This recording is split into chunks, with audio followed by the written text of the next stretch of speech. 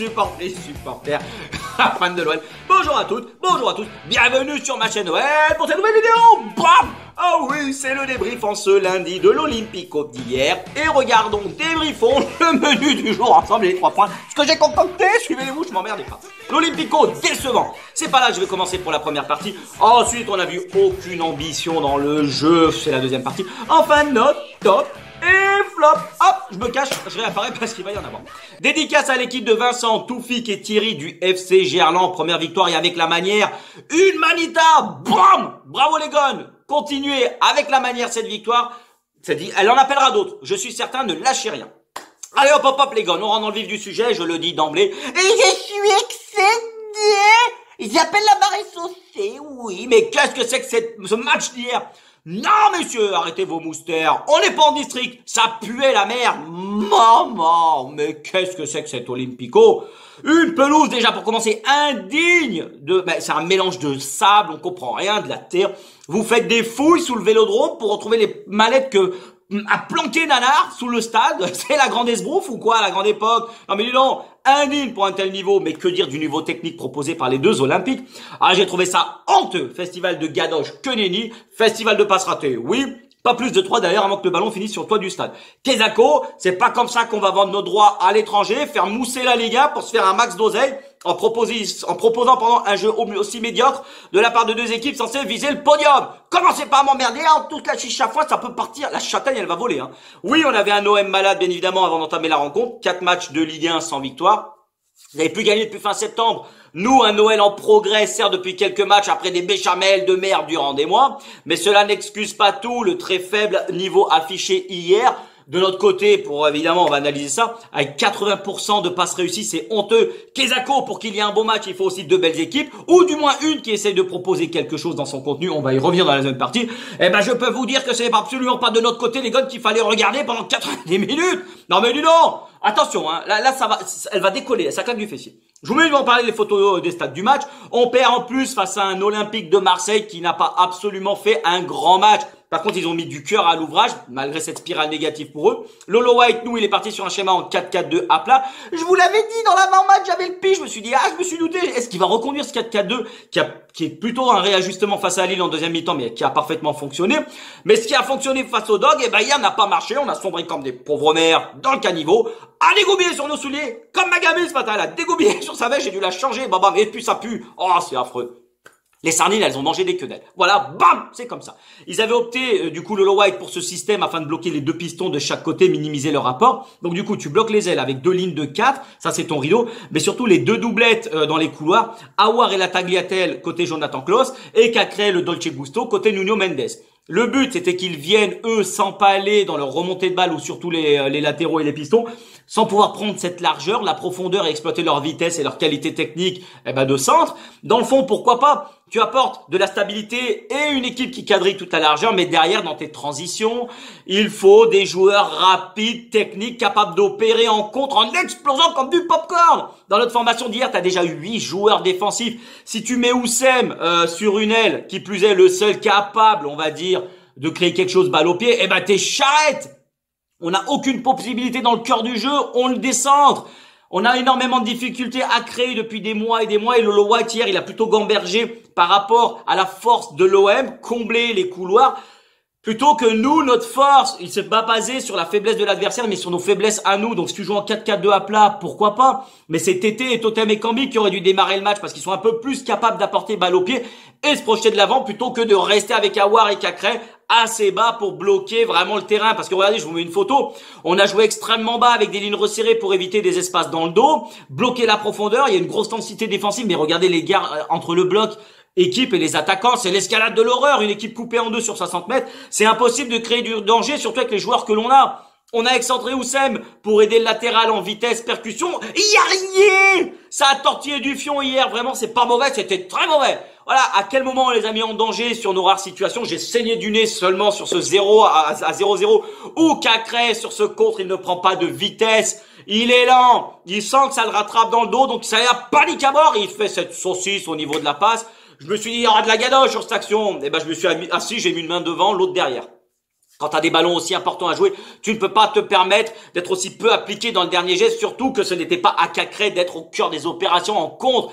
L'OM, il se découvrait sur n'importe quel corner, t'as l'impression, yalla, c'était la 90e minute, 1-0, ils perdent tout ça à l'abordage. Les espaces qu'ils laissaient dans leur dos, babam, fallait en profiter. Et derrière, qu'est-ce qui se passe? Et tac, tac, badaboum, c'est moi, bébelle, 1-0. Et ben, on se fait punir sur un corner à la 43e minute. Tu gâches la seule et rare occasion que tu as eue juste avant. Marseille excelle dans ce secteur avec 4 ou 5 buts déjà mis. L'implication et la vigilance doivent être au max juste avant la pause. Dembouz au marquage du gigot d'agneau. Il a le corps mal placé. Le Marseillais rafute. Bam, pousse-toi devant, la bande de nas, tu prends une part de crumble et tu dégages. Mimela. Le mec que tu as perdu au départ, il est irrattrapable puisque le joueur s'engage. Il va tout simplement te chier dessus, poser son slip sur ta tête en foutant le froc plein de merde. L'application et la rigueur défensive que l'on met à défendre sur les coups de pied arrêtés en dit long sur l'état d'esprit d'un match. Eh ben hier, vous n'y étiez pas. 1-0 à la mi-temps, je pars écrouler la buvette tellement ça me fatigue les nerfs. Mais également, dans la deuxième partie, on manque beaucoup de choses. Il y a pas d'impact, pas d'agressivité. Là où Marseille, malgré une quenelle mardi face à Tottenham, une élimination qui te fait oublier l'odeur de la gadoche. Ils ont mis 80 minutes avec de l'intensité, une qualité technique, même si elle était défaillante. Ils ont mis le cœur. Au moins, nous, c'était zéro ambition dans le jeu. L'utilisation du ballon dès la récupération, on savait pas quoi en faire. Comme une poule, regardez un couteau, je l'ai déjà dit, regardez en photo. Marseille, phase défensive, sans ballon.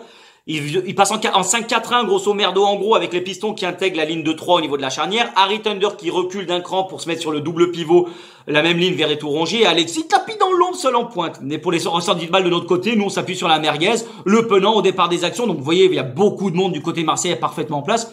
Tu vas chercher à toucher les rampes de lancement, la Tagliatelle et le Doce sur les côtés. Mais on n'a créé aucune transition par manque de mouvement. En 4-4-2, la force de ce système, c'est d'animer les couloirs autant que possible. Mais avec des joueurs au bon poste, c'est primordial. Et là, on n'y est pas arrivé.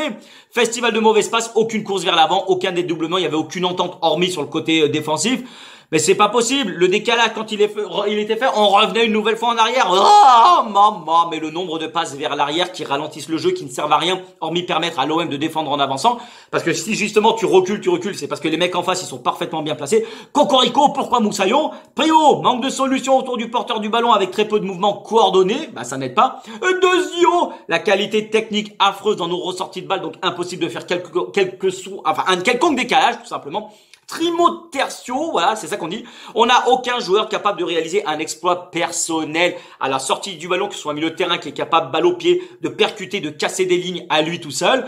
Et sur le secteur offensif, d'avoir un mec sur un exploit personnel qui fait soit passe D, soit but, à lui tout seul. On n'a pas de joueur en percussion pure, avec des dribbles virevoltants. On ne sait pas marquer, tranquillou bilou, il y en a zéro. Sur des exploits qui décantent un match, une attaque placée, c'est tout le temps, c'est stéréotypé ce que l'on fait. On n'a pas d'élément déclencheur capable de faire sauter la banque. Une fois de plus, je vous le dis, je vous le répète, cela montre les limites atteintes au niveau des profils de nos joueurs dans l'effectif. On est retombé dans nos travers hier parce qu'il n'y a pas eu du tout de bons mouvements. Awar, Cacré, beaucoup trop bas, ça partait de bien trop loin et balle au pied, ils ne savent pas percer et casser des lignes. Je vous mets une photo également du pressing, ce que j'ai noté de mon côté. Vous me dites ce que vous en pensez, les adjoints. Dembouz et Alex, ça s'est touché la nouille tout le match en restant devant sans faire des efforts dans le repli défensif. Aucune implication dans ces tâches. Pourquoi pas à la limite? Mais derrière, il faut sonner la révolte et foutre le feu. Mais que nenni, commandant! Alex, tu râles beaucoup trop, ton langage corporel n'était pas bon. Je sais même pas si vous avez échangé un seul ballon, là, les deux osios qui étaient devant. Dembouz, tu lâches ton marquage, le clou du spectacle. Marseille, eux, ils sont restés ultra compacts du début jusqu'à la fin, sans laisser la possibilité à nos gones d'enchaîner, d'avoir un temps fort. Une révolte, ça vient également des joueurs d'expérience, mais on en a très peu capables de tirer vers le groupe vers le haut, pardon, quand ça gâtouille un peu. On n'a pas de force de caractère. Et un autre point important, c'est les coups de pied arrêtés. La décision, elle est venue, mais contre nous. J'ai absolument rien contre lui, mais Cacré, mais c'est pas à lui. Tu veux pas que je te joue de la flûte? Qu'est-ce qui vient tirer les coups de pied arrêtés? Mais arrêtez le délire! Il a ni la force, ni la technique, ni la précision dans les guibolles pour mettre le ballon dans la bonne zone. Mais c'est pas du tout son rôle. Regardez juste Veretout, comment il a bien tiré avec force et précision le ballon et est arrivé dans une zone où le gardien ne peut pas intervenir. Dans le foot moderne, c'est le b.a.-ba. Ça peut vraiment décanter n'importe quel match. Faut bosser ce secteur. Mais combien de fois on s'est créé des situations sur ces possibilités? Zéro! Dieu bénisse, la vérité au-dessus c'est le soleil. Les changements à la mi-temps n'y ont rien fait. On a tiré au but, mais Paul Lopez, hormis une frappe de Totem et Cambi et le coup franc de Cacré, il a fait zéro arrêt. Wallo, il est en train de fumer sa tige avec le capot, des South Winners derrière lui. Lolo, il a perdu son pari, on s'est fait désosser en conférence de presse, voilà. Il a mis une petite charge aux joueurs, mais t'as chié dans la colle également hier, Lolo White. Et regardez, 88e minute, on finit sur ça, la deuxième partie. Le pire, La pire action significative, voilà, Guendouzi, 50 mètres des cages. La merguez, Tété en place, Totem Ekambi qui vient faire une prise à deux pour le bloquer. On voit sur sa prise de balle qu'il va aller vers l'avant. Faut regarder l'orientation de son corps et de son pied fort. Le pied droit, il est ouvert. Totem Ekambi, non, lui, il part là où l'espace est le plus ouvert. Mais réfléchis, bon sang, merde! Résultat, tout le monde est figé. Il percute. Chose que je précisais que nous, on n'est pas capable de faire. Eux, ils ont les joueurs pour. Il a cassé tout le rideau. Girard qui ne sort pas pour bloquer sa course. Totem Ekambi, il a reçu un appel des impôts normal de l'animal, donc il s'arrête, il décroche. Le Dolce Gusto, regardez, il est en charnière. Diomandé, il est latéral. Lukeba défend debout, mais Guendouzi vient s'appuyer sur Payet qui joue parfaitement avec de son corps pour remise en une touche. Et là, Anto, il fait l'arrêt pour éviter le 2-0. Diomandé, il resserre pas l'axe. Le Dolce qui se fait bouffer facilement. Et Guendouzi qui a fait 50 mètres sans une seule opposition. C'est pas en défendant ainsi que l'Oloa, il va s'en sortir. Mais t'as du pain sur la planche et que nous, on va arriver à faire des résultats. Parce que on a bégayé sévère hier. Regardez, je vous mets une photo du classement. Mais hormis au courage face à Lille, on va pas pouvoir viser plus haut comme disait Tina Arena. On pourra pas y aller. Au classement, on est 8e avec 20 points en 15 matchs, 6 défaites. Et je vous le donne en 1000, contre qui on a perdu, les 6 défaites en 1000 qui sont devant nous. Encore une défaite hier face à une équipe qui a été mieux classée. Et offensivement, je vous le dis, depuis septembre, et la Manita face à Angers 5-0, on n'a pas été capable une seule fois de marquer 2 buts, hormis à Rennes. Qu'est-ce que tu veux faire si on peut marquer qu'un seul but maximum par match? C'est une honte. Ce n'est pas ça, c'est la fringale et les jaunes culasses. Voilà, je vous le dis clairement, à un moment donné, pour marquer des buts, faut aller de l'avant. Et on peut pas compter toujours sur les mêmes joueurs. Je vous mets les notes. Top, Tagliatelle, 6, on finit sur ça. Je regarde le tacle.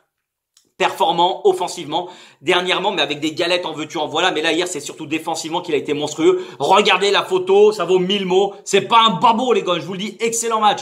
JRH de MI6, très bonne entrée, lui il sait dribbler, il sait aller vers l'avant, même s'il ralentit encore le jeu, parfois en multipliant les touches, mais au moins il ose dans un secteur de jeu où manque cruellement de possibilités. Passement de jambes à un moment, flip-flap, frappe, oh fais pas ta coquette, hein, mais tu as rué mes mères dans les brancards, j'adore ce type d'action. Et enfin au niveau des flops, allez je vais vous mettre des rouges à tout le monde, vous commencez à m'emmerder. Allez, bam! On commence le festival. Dembouz, match complètement raté, avec des situations mal gérées, des choix mauvais. Cerise sur le gâteau, le but, c'est pour ta pomme. 0 entente avec Alex, moi qui comptais énormément sur toi. Tu nous as mis dans la sauce. 4,5 depuis ta prolongation à 300 patates par mois l'année passée. Capitaine, pas capitaine, tu n'es plus le même. Hormis quelques matchs, où est passé le joueur qui vraiment était épatant l'an passé? Je lance une bouteille à la mer, tu es méconnaissable. Tu ne joues pas à ton poste, certes, mais tu as tellement mal négocié. Je l'ai juste, là, le contre, il est là, hein. Ah, je l'ai là, hein, voire plutôt là-haut. Ah, t'étais en sabbat, mule, babouche, sabot, soulier, merde! Award 3, pas en rythme, beaucoup de ballons perdus, aucun changement de rythme, justement pour accélérer. Le Award de l'an passé, bien loin des progrès que j'en avais vu dernièrement, sachant qu'en plus t'étais le seul capable de tenir un ballon, et sans toi, voilà, on a coulé, comme le Titanic, totalement perdu sur le côté gauche et pas du tout ton poste. Boateng, mention spéciale, tu ne finis pas un match, sachant que tu es en charnière, tu es libéraux. Mais sérieux, tu nous prends pas pour des bananes et des trompettes, toi. Si un jour tu finis un match, on part à Lourdes en pèlerinage et j'y vais en vélo. Promis chose due. Surtout hier, trop lent, dépassé, aspiré sans arrêt par Alexis qui décrochait. Tu laissais tous les boulevards dans ton dos. Toutes les situations, elles sont venues chaudes, sur le même profil d'action. On t'aspire et on passe dans ton dos. Et à un moment donné, regarde dans tes rétros, s'il te plaît, parce qu'à chaque appel, c'était l'Aqua Boulevard. Allez les gars, c'est tout pour aujourd'hui. Un grand merci à toutes et à tous. Dites-moi ce que vous en pensez dans les commentaires. On est de plus en plus heureux, ça me fait extrêmement plaisir. On va se retrouver pour l'avant-match de Nice d'ici fin de semaine. Portez-vous bien, tranquillou, il y a plus grave dans la vie. Tirage au sort de la Champions League là, incessamment sous peu. L'Olympique Lyonnais est et restera une formidable raison d'être heureux. D'ici là, portez-vous bien, passez une belle journée. Et allez, vous savez quoi, barrez-vous, vous m'emmerdez tous. Ciao, ça dégage, bande de nazes.